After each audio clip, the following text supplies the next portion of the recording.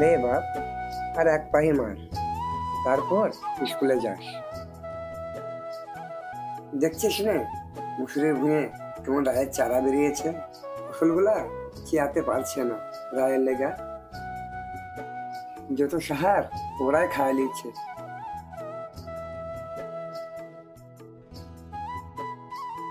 না আব্বা, আজ আমি স্কুলে যাব না। আরে শুভঙ্কর, স্কুলে যাবি না কেন? তোমাকে তো কতবার বলেছে আব্বা, স্কুলের মাস্টারমশাইরা ড্রেস পরে যেতে বলেছে। যারা ড্রেস না করবে তারা যেন স্কুলে না আসে। তাই তো কতদিন থেকে বলছে স্কুল ড্রেসের লাইকা। দেখাচ্ছে কি ওরা ড্রেস না হলে ওরা হয় না বুঝি? আমাদের দুঃখ ওরা কি বুঝবে? ধার দিনা করে মুসুরি বন্যু, মুসুরি ওঠার সময় দাম নাই, তখন ওইসব শালা মালিকদের পাতে ঢুকবে। চল বাবলা কাছে ছাওয়াতে এক চিন দম লইয়া আসি।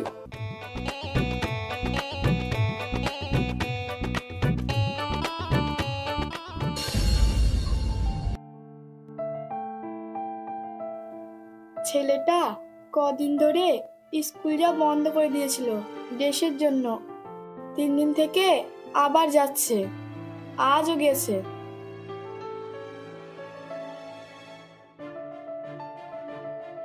বাবা এলি? হ্যাঁ মা। খাবি আয়, ভাত দি। না, ভাল লাগছে না, শুতে গেলাম, খুব ক্লান্ত লাগছে। যাস না, আয়, খেয়ে তো যাবি। কি ব্যাপার কদিন থেকেই এই উদাসীন ভাব? যেদিন থেকে স্কুলে যাচ্ছে উস্কো খুস্কো ভাব। পড়া পাগল ছেলে, পড়তেই বসছে না, স্কুলও যাচ্ছে বাড়িও আসছে, অথচ ক্লান্ত। সন্ধে হতে না হতে ঘুমের কোলে ঢলে পড়ছে। ওর বাবাও এই কথাই বলছিল, কিন্তু হলোটা কি?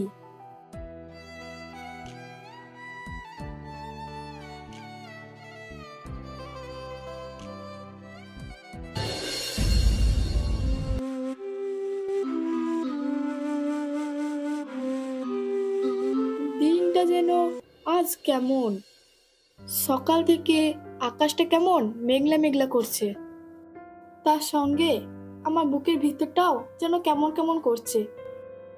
শুভঙ্কর স্কুলে।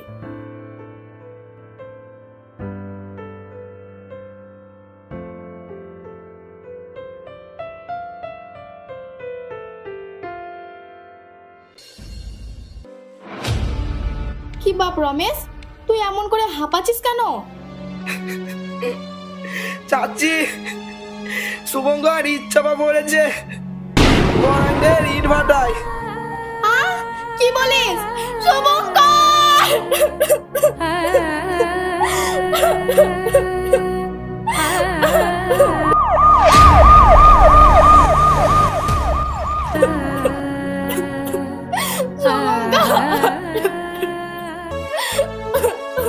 বাবা তোর কি হলো রে?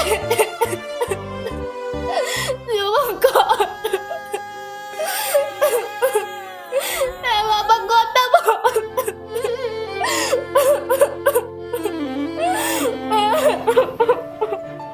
শুভঙ্কর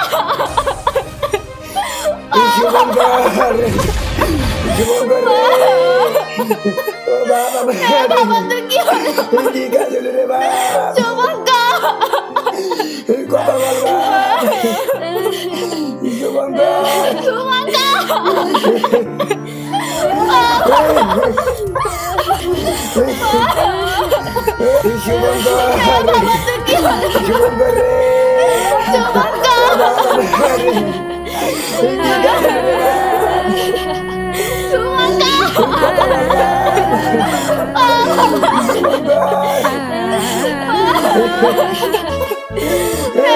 তো কি হলো শুভঙ্কর আমার কি হলো রে শুভঙ্কর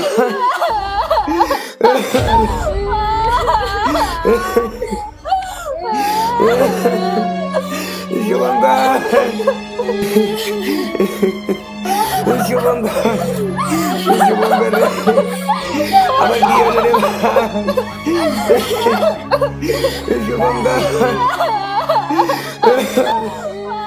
ইস, কি হয়েছে রে? একদম পড়ে খসে খসে গেছে রে। বেচারা স্কুল যাওয়ার নাম করে ইটভাটায় কাজ করতে যেত স্কুল ড্রেসের টাকার জন্য। উফ,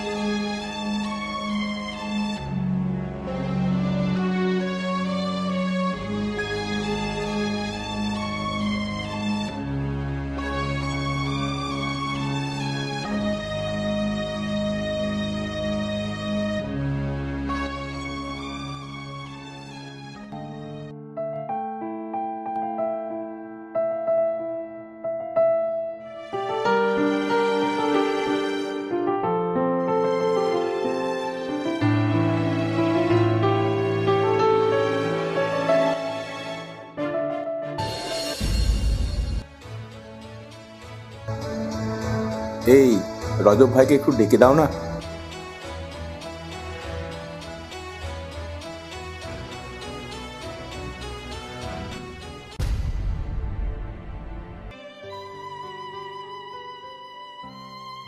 রজব, একটু এই দিকে এসো তো।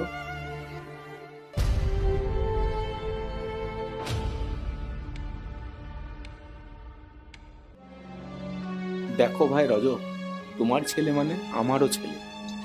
আমি ইটভাটার মালিক হলে কি হবে, আমার দেহ তো মানুষের রক্ত। আমারও ছেলে মেয়ে আছে, আমিও ব্যথা বুঝি ভাই। আমি অত্যন্ত অনুতপ্ত ভাই। যে গেছে সে তো আর ফিরবে না, এটা সম্পূর্ণ কপালের লেখা।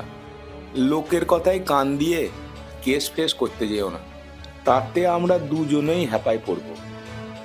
কাজের কাজ কিছুই হবে না। ও তো শিশু, ওকে যেমন ভাটায় পাঠানো অপরাধ, তেমনি কাজে নেওয়াও অপরাধ।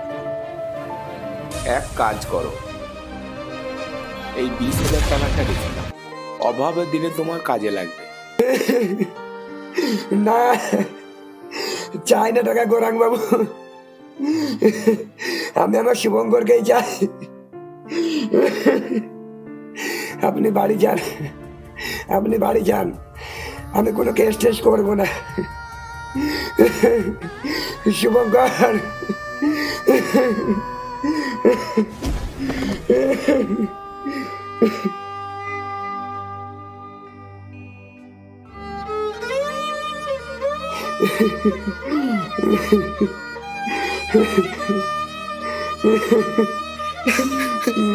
চাচা চলেন, লাশ নিয়ে চলে যাচ্ছে।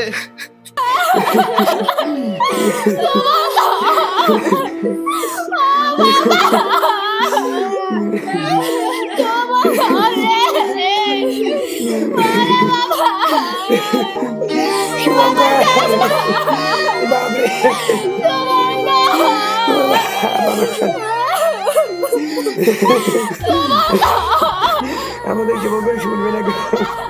ওই দেখো আমাদের শুভঙ্কর সাদা ড্রেস পরে চিরদিনের মধ্যে স্কুলে যাচ্ছে।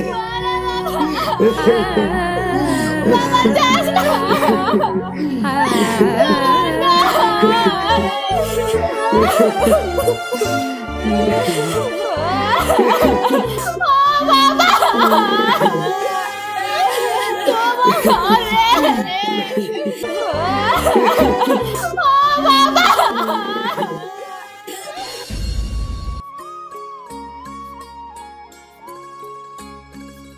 গো, তোমাকে কখন থেকে খাবারের জন্য ডাকছি, তুমি আসছো না কেন?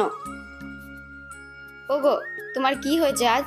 সকাল থেকেই দেখছি মনটা খারাপ। আজ আমার ভাটায় একটা অ্যাক্সিডেন্ট ঘটেছে জানো। একটা অল্প বয়সী ছেলে মারা গিয়েছে। অল্প বয়সী ছেলেদের কাজে নাও কেন? জানো না শিশু শ্রমিক নেওয়া অপরাধ? তা তো জানি, কিন্তু কিন্তু কি? শিশু শ্রমিক নেওয়া অপরাধ তা আমি জানি, কিন্তু তারা যখন দুটো পয়সার আশায় আমার কাছে এসে দাঁড়ায়, আমি তাদেরকে ফেরাতে পারি না। একটা ছোট্ট বাচ্চা, সে পড়াশোনা করতে চায়, তার স্কুল ড্রেস নেই, তার বাবার সামর্থ্যও নেই ড্রেস কিনে দেওয়ার। সে পড়াশোনা বন্ধ করে দেবে? না, সে তা পারেনি। সে নিজেই কাজ করে ড্রেস জোগাড় করতে চেয়েছে। তার ভাগ্যটা খারাপ, সে নিজেই দুর্ভাগ্যের বলি। সে যখন তার স্বপ্ন পূরণের জন্য আমার কাছে এসে দাঁড়ালো, আমি তাকে ফিরিয়ে দিতে পারি না। তাকে দিয়ে কাজ না করিয়ে তার স্কুল ড্রেসের ব্যবস্থা করে দিতে পারতে। সেটা পারতাম বই কি, কিন্তু সেটা আমার মাথায় ছিল না। আমি বলি কি, কি? যা হয়ে গেছে তা হয়ে গেছে, এরপর থেকে তুমি আর ভুল করো না। কি করতে বলছো?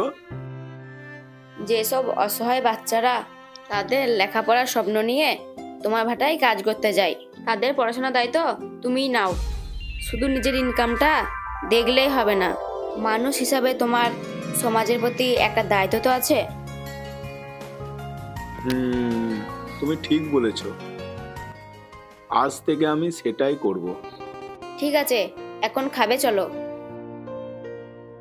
চলো।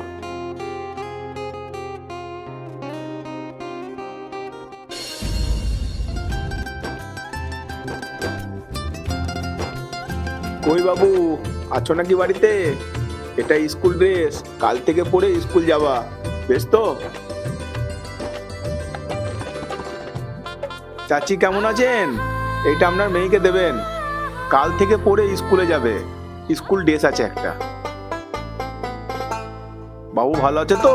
আচ্ছা, এটা স্কুল ড্রেস, কাল থেকে পরে স্কুল যাবে।